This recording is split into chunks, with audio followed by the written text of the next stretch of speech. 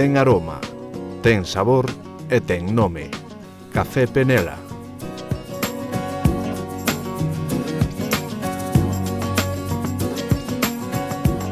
Máis de 50 anos ao seu servizo. Distribuímos dende Chantada. Café Penela, un nome para un café.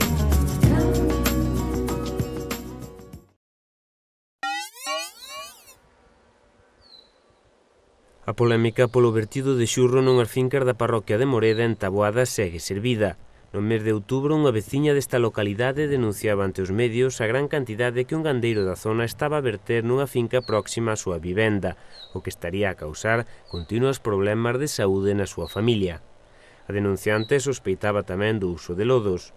No seu momento, acudira perante a Garda Civil e ante o Concello para denunciar esta situación.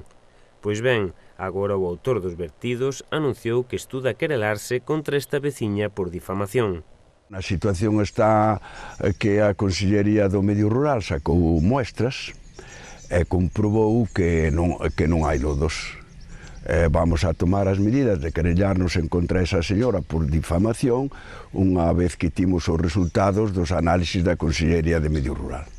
No seu momento, este propietario dunha gandería de considerables dimensións afirmara que as grandes cantidades de xurro vertido tiñan o único obxectivo de aboar para plantar millo e que a súa composición era completamente permitida. Mentres, a denunciante sinalaba que as toneladas deste material facían pensar que o obxectivo era simplemente desfacerse del. É totalmente legal, sin unha Consellería do Medio Rural, é totalmente legal, e logo despois, como ben dixen que íbamos a botar 4 millóns máis de litros, se botaron. O que pasa é que generouse a nivel comarcal, e incluso a nivel Galicia, porque saliu a nivel Galicia, unha cousa altamente preocupante, porque todos botamos abonos, e todos o facemos dunha forma legal. Pero algúns igual pensaban que non era legal botar unha cantidad grande de purines. E pódese botar a cantidad sin límites, tal e como está legislado, sempre cando non contamine ninguna fonte, ningún río, nin nada dese tipo. Non importa a distancia ás casas, como que sea 2 metros. En todo este tempo non houbo comunicación entre ambos veciños para aclarar a polémica e a alarma xerada. Sen embargo, a veciña denunciante insistira nos seus continuos intentos por falar co gandeiro e trasladar a súa queixa mediante os achegados e familiares antes de recorrer á denuncia pública. Unha cousa tamén que preocupa moito a xente da comarca é que é inevitable que salgamos dunha finca sin pisar purín, sin pisando tan solo terra, e que non se leve algo no trator a cartera. Entonces, pois tamén fomos denunciados por un camiño rural, que é o camiño que vai de Muiñas a Taboada, pois deixar terra na cartera, e tamén nos denunciou a tráfico, e tráfico, por supuesto, ante unha denuncia dese tipo ten que actuar. Entonces a xente está altamente preocupada en todo Taboada e fora de Taboada, porque isto facémolo todos. Outra das preocupacións era a posibilidade de que estes importantes vertidos chegaran a contaminar os acuíferos da zona. Neste senso, Eladio Vázquez tamén está tranquilo. Totalmente incerto, e se comprobou que non era certo. E menos se pode contaminar un acuífero que non existe.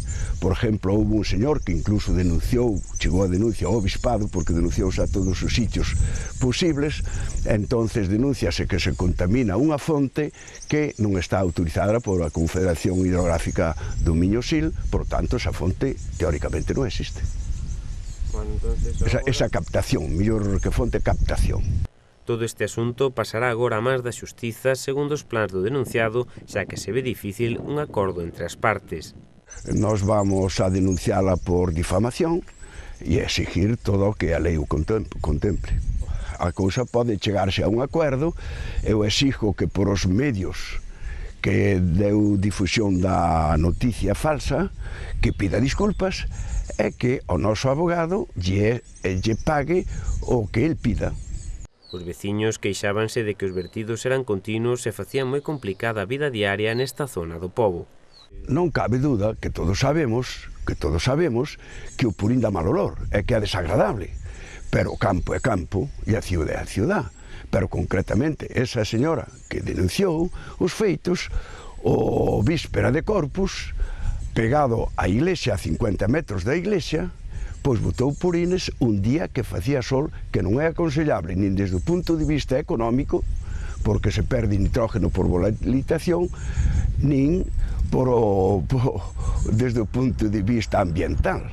Ahora ben, todos o votamos e todos o temos que votar, e nadie é menos indicada que esta señora para falar cando ten o establo debaixo das casas, debaixo da vivenda, e o depósito de purín ao lado mesmo da cociña. O primeiro que tiña que saber se eran purines ou lodos, porque nós vamos a exigirlle por dicir lodos, porque eso é difamación.